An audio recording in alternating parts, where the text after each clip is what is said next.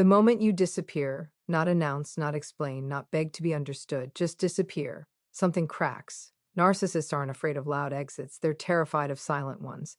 For years, you reflected their worth, fueled their ego, even at the cost of your peace. Then, one day, you vanish, and the mirrors shatter.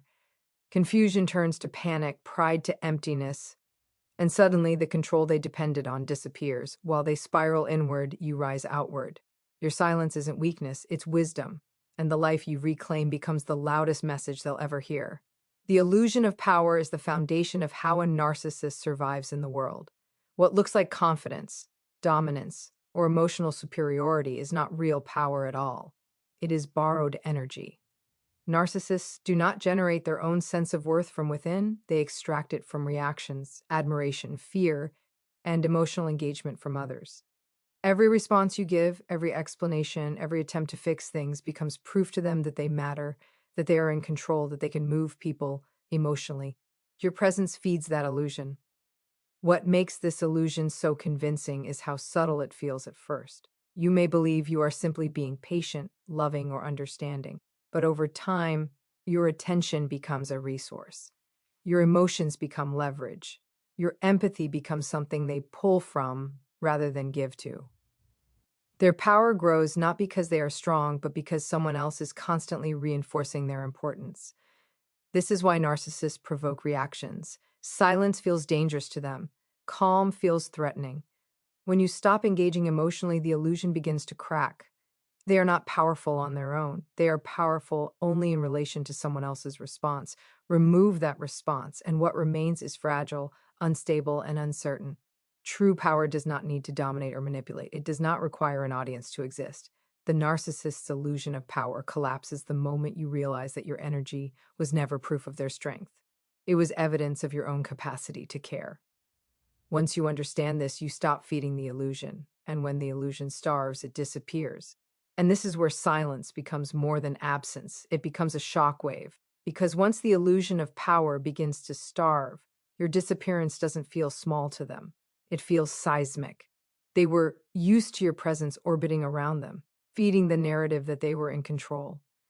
So when you stop engaging, stop reacting, stop explaining, the ground beneath that illusion starts to shift. Silence disrupts everything they rely on. It takes away their ability to provoke, to twist words, to pull you back into emotional labor. There is no argument to win, no reaction to manipulate, no door left ajar. And for someone who survives on control, this isn't just uncomfortable, it's destabilizing. They replay moments in their mind, not out of reflection but confusion. The script they rehearse no longer works. The buttons they press no longer respond.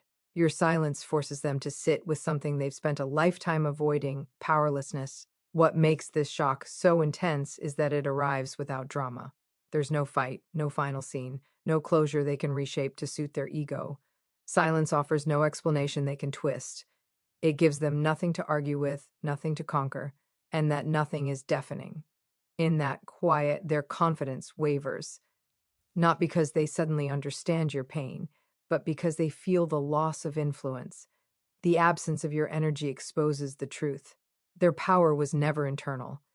It was borrowed, and now the source is gone. Meanwhile, something equally powerful is happening on your side of the silence. The moment you stop responding, you reclaim space. The emotional chaos settles. Your mind begins to rest. What felt like disappearance becomes clarity. Silence, once feared, becomes protection. That's the paradox. The same silence that shakes them steadies you. And in that contrast, the balance of power finally shifts. And when that balance shifts, something else begins to surface, something they work tirelessly to keep hidden. Beneath the mask of confidence, beneath the carefully curated image, there is panic. Not loud panic, not dramatic panic, but a quiet, unsettling fear that creeps in when no one is watching. Because silence doesn't just remove their control, it removes their distraction. For the first time they are alone with themselves, the calm exterior starts to crack, and what leaks through is the fear of irrelevance, the fear of being unseen, the fear that without someone reflecting them back, they might disappear altogether. This is the part no one sees. The restless nights, the sudden need to be noticed elsewhere, the compulsive search for attention to replace what was lost. They may tell the world they're unaffected. They may appear unbothered, even superior. But panic doesn't always look like chaos. Sometimes it looks like overconfidence. Sometimes it looks like moving on too fast. Sometimes it looks like pretending you never mattered at all. Because acknowledging your absence would mean acknowledging dependence, and that threatens the image they've built their entire life protecting. Your silence forces them to confront a terrifying possibility that their value isn't guaranteed, that admiration isn't automatic, that without someone investing emotionally, the spotlight fades, and that fear runs deep, deeper than anger, deeper than pride. Meanwhile, you are doing the opposite. Where they scramble to fill the void, you are learning to sit in peace. Where they chase validation, you are rediscovering self-worth. Your quiet is intentional. Theirs is unbearable. This is the moment when the truth becomes undeniable. They were never as powerful as they appeared, and you were never as weak as you felt. Their panic reveals the imbalance that always existed, and your calm exposes the strength that was always yours. And as that panic grows, it searches for a name, something to blame, something to mourn. But what they reach for is not you, it's what you provided, because what a narcissist truly feels in your absence is not heartbreak, but withdrawal. They don't ache for your presence the way someone healthy would. They ache for the reflection you offered, the reassurance you supplied, the way your attention made them feel larger, safer, more important. You were not loved for who you were valued for what you gave. And when that stream stops, the loss feels physical. This is why their behavior after you disappear can seem so contradictory. One moment you're dismissed as insignificant. The next, you're suddenly unforgettable. Not because they miss your voice or your soul, but because the emotional fuel you supplied is gone. The mirror has been removed, and they're left staring at themselves without filters. What unsettles them most is that the replacement never quite works. New faces, new praise, new distractions. None of it carries the same weight. Because you weren't just a source of attention, you were a consistent one. You knew their patterns. You anticipated their needs. You filled gaps they didn't want to admit existed, and now those gaps are exposed. Your absence becomes a reminder of dependency, something they despise acknowledging. So instead of grieving you, they grieve the comfort of being reflected. They grieve the ease of access to validation. They grieve the certainty that someone would always be there to respond. Meanwhile, you are learning a different truth. That being needed is not the same as being loved. That being missed for what you gave is not the same as being valued for who you are. Your disappearance separates the two with painful clarity. And in that clarity, the illusion shatters completely. Because when the supply is gone, what remains is not longing, it's emptiness. And emptiness is the one thing they cannot manipulate away. And emptiness does something else. It exposes the truth about control. For a long time, the story always bent in their favor. Conversations ended where they wanted. Conflicts followed a script they understood. Even apologies, when they happened, were calculated. Not to heal, but to regain ground. You were inside a narrative they believed they were directing. But when you disappear, the script breaks. There is no final sin. They can rewrite. No explanation to twist. No emotional thread left to pull. The power they relied on begins to slip, not dramatically, but undeniably. Control doesn't vanish in one moment. It erodes. And with each day of your silence, they feel it more. What unsettles them most is not that you left, but that you left without permission. You didn't wait for understanding. You didn't seek validation. You didn't ask for closure. You simply chose yourself. And that choice takes something away from them they can't reclaim: authorship. They can tell others their version. They can minimize. They can rewrite history. But deep down, they know this ending wasn't theirs. The person they once influenced no longer responds to cues. The levers they use no longer move anything. And for someone who equates control with safety, this feels threatening.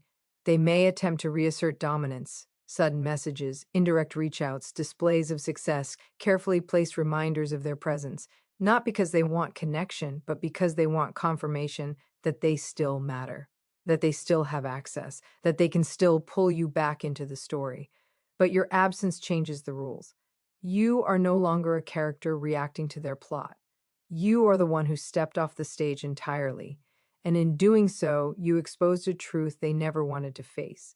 Control only exists where participation continues. The moment you stop playing your role, their power dissolves. And the silence that once frightened you becomes the boundary that finally sets you free. And when control is gone, there is nowhere left to hide. Without an audience, without influence, without someone responding on cue, they are left alone with the one thing they've avoided their entire lives, themselves. The noise fades. The manipulation loses its purpose. And in that quiet, something heavy settles in. Emptiness. Not the peaceful kind, not the reflective kind, but a hollow space where identity was supposed to be. Because when your sense of self is built on domination and admiration, silence doesn't feel calm. It feels like erasure. There is no inner voice offering reassurance, no solid foundation to lean on, just an ache they don't have the tools to name. This is why they avoid stillness, why they jump from connection to connection, why they fill every moment with distraction. Reflection would require accountability, and accountability would mean facing the gap between who they project and who they actually are. Your disappearance removes the distraction. It forces a confrontation they never agreed to have. Not with you, but with the emptiness they've been outsourcing to others for years. And that moment is terrifying. Because for the first time, there's no one to blame, no one to mirror them back as whole. They may respond by numbing, deflecting, or reinventing themselves overnight. But no matter how convincing the performance, the emptiness lingers. It always does. When it's never addressed. Meanwhile, something different is unfolding for you. Where they encounter a void, you find space. Space to feel without fear, space to exist without being shaped, space to rebuild an identity rooted in truth rather than survival. And that contrast is everything, because the same silence that exposes their hollowness becomes your healing ground. You are no longer filling someone else's emptiness. You are finally filling your own life with meaning. And that shift marks the moment the past loses its grip and your future quietly begins. And it's right there, in that space you created by leaving, that something sacred begins. Because the moment their influence ends, your healing finally has room to breathe. At first, the quiet can feel unfamiliar, almost unsettling. You may catch yourself reaching for the chaos out of habit, wondering why peace feels so loud. That's not weakness. That's your nervous system relearning safety. For so long, your energy was spent anticipating moods, decoding signals, managing emotions that were never yours to carry. When that weight is gone, your body has to learn a new rhythm. And slowly, it does. The fog begins to lift. You notice how much lighter your thoughts feel, how your breath comes easier, how your mind no longer spins trying to prove your worth to someone incapable of seeing it. Distance doesn't just protect you. It clarifies everything you couldn't see while you were inside the storm. You begin to recognize patterns for what they were, not what you hoped they could become. You stop romanticizing potential and start honoring reality. And in that honesty, self-trust returns. Healing doesn't arrive as a sudden breakthrough. It comes in quiet moments.